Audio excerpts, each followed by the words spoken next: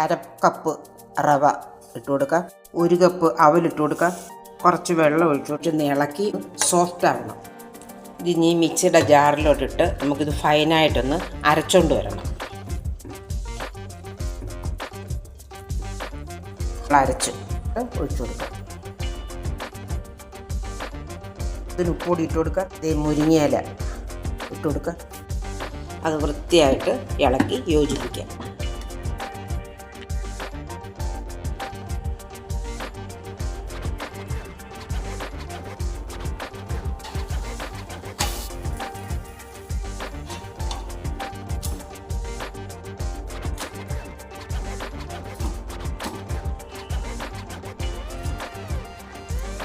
ഉഴുന്നോ പച്ചരിയോ ഒന്നും ചേർക്കാതെ വളരെ ടേസ്റ്റി ആയിട്ടുള്ള ഹെൽത്തി ആയിട്ടുള്ള നല്ല സോഫ്റ്റ് ആയിട്ടുള്ള റവ ദോശ.